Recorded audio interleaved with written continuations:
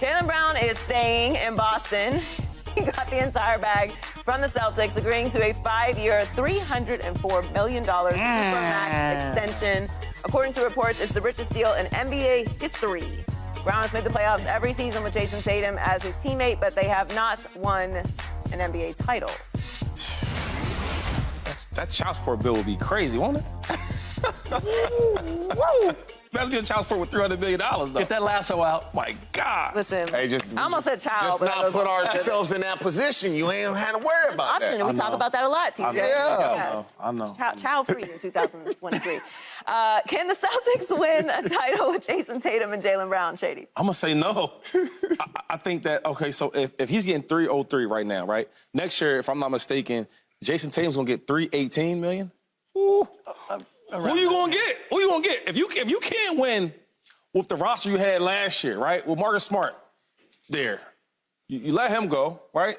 Who can you win with? If I look at the NBA roster and I see, if I had to rank all the rosters in the NBA, by far last year I feel like the Celtics had the best roster in basketball. It's the reason why everybody keeps picking them every year to win the finals, to win the championship. So when you ask me this question, I gotta say no, because now who you gonna pay then? Who you gonna get to come play with you if two dudes on the team got $300 million tied to it? And you couldn't win with a better roster last year. So I'm gonna say no. But hopefully they do.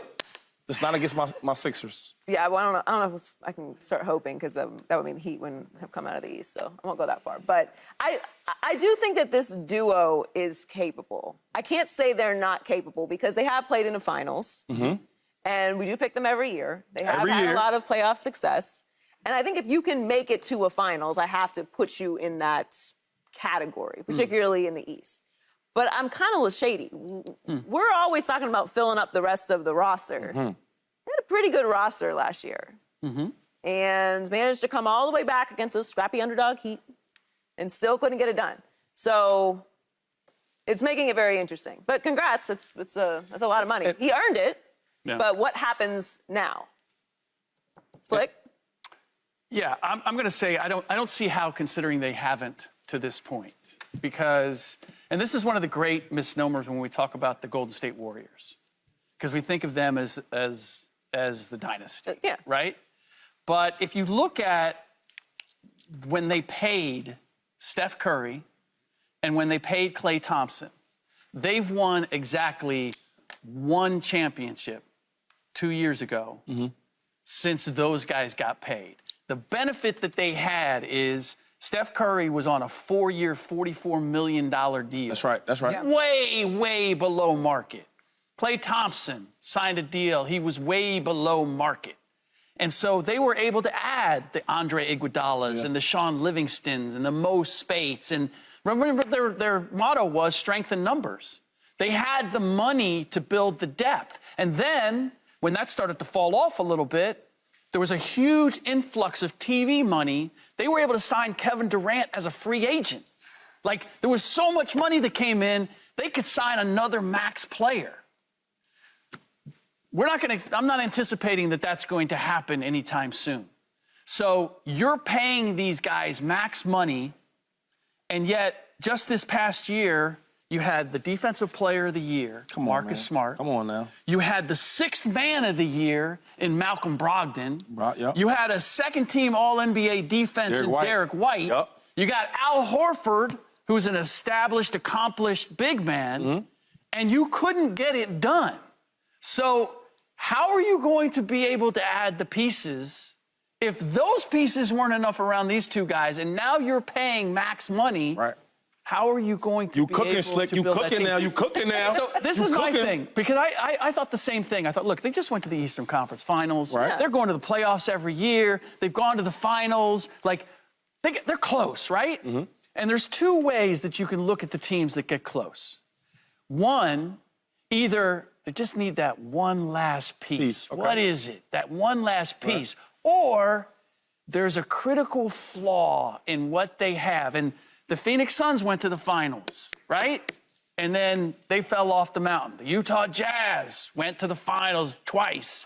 Fell off the mountain. Like, they just didn't have that last piece. And if you're asking me which category I'd put the Boston Celtics in, it's not that they're missing that one piece. It's that there's something flawed about Jayson Tatum and Jaylen Brown as your centerpiece, most expensive pieces that is keeping you from getting there? Can they win a title? Absolutely. When you have two players of this caliber, they can get it done. And as you guys are talking, I'm sitting here thinking, Okay. look at the players. What year was Steph Curry when he first won his championship? What year was he in? You go look at LeBron. Look at the players when they've won their first. We talk about, oh, they haven't won it yet. Right. You look at the best players in the NBA right now. What year did they win their first championship? This is not easy. This is not easy. And so it's a process that you have to go through. Yeah, they lost Marcus Smart. Yeah, they lost Grant Williams. But the best LeBron, he didn't win a championship, I believe, until year 8. Steph Curry, the same thing. So it's a process that you must go through. So when you have two of the best players on the team in the league, yeah, you can win it because the process now for them should be this year and next year But the team, at that age. But the team, everything you said, I was with you until you said what you said. And the issue is, it's the team. No. So look, even LeBron did all that great stuff, and I was with him. I was a witness. Ain't that his thing? The witness? I was a witness. He went to the right team, and then he got the chip. Steph Curry, he got with the right team, and the right player, they got the chip. So if two dudes is making $600 million between two dudes, how do you get to the right team with that? You're talking the team. Obviously, the team wasn't the team because Marcus Smart, Grant Williams, and they couldn't get it done with them. So you got to make. You're not gonna do that. No, I'm not saying it was on that. That team wasn't good enough. Obviously, they weren't good enough. Did they win it? Defensive Player of the Year. They didn't win it. Sixth Man of the Year. They didn't win it. Second team All Defense. They didn't win it. But why is that? The team wasn't good enough. No. And so now we got to. The superstars didn't deliver when it was time to deliver. Let's keep it real. Why would I run it back? Got missing for a minute. I get that. Come on now. But how are they going to get better? Like you move. You know how you get better? From the experience of it. The same way when Steph Curry and LeBron couldn't win a championship in years 1 through 7, and then finally it breaks through. Yeah, but LeBron went to Miami, which had won a championship before, and had Dwayne Wade, Chris Bosh, Riley, and brought in Chris Bosh, and a bunch of other great role players. Give me one more. Give me more. One more what? Ray Allen? One more element. Well, Ray Allen was not. No, He want to cook some more. Eric Spoelstra. And Eric Spoelstra, yeah, of course. Oh, okay. Eric Spoelstra. So that's and you're talking about that element. Look at what the Celtics went through before the season with the head coaching situation. Exactly. Look at that. But that's my point, is, like, I don't have the head coach in place. Like, they've made all these moves in order to protect Joe Well, Mazzulla. I'm saying Tatum and Brown can get it done. I really believe it. You know what? I'm not opposed to the idea that those guys are capable of winning a championship, but this is what they need. They need a playmaker. They need a true point guard, okay? This is my issue. When you're paying those two guys $300 million, talk to him. How are you going to get a point guard where he's going to go, okay, look, no, you're not getting the ball now. Right. Now you're getting in that. They're going to hire me. Orchestrating I'm all going to this. play point guard for the Celtics. The dude's going to be like, dude, I'm making $300 million. Oh, you just got here. And then how much are you going to pay that point guard? That's a serious question, though. How much are you going to pay a point guard? How are you going to pay that point But guard? what other option did Boston have? If you're right there, you're in the finals, you're in the postseason, you're in the Eastern Conference Finals. You trade one of them.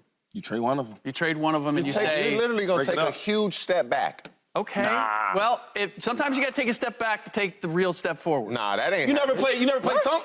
You played Tunk before, Slick? Yeah. Like, we can play for money during the break. You got to break up your hand to get that right hand. And that right hand's a winning hand. Celtics, it's time. It's time. Get rid of one of them. Get some pieces for that, and then grow it out. Get rid of one of them, they done. They done. They done now. What? They can't win now. I mean, they can't win now. You've wed yourself to them, so they better get it done. They always favorite. I mean, I'm a Laker fan, so I hope they don't get it done, but I believe they can. You're just hedging your bets in the East. Yeah. He root for the Celtics, right. Laker fan. Subscribe here to get the latest from Speak, and go watch a few segments from our other shows on FS1.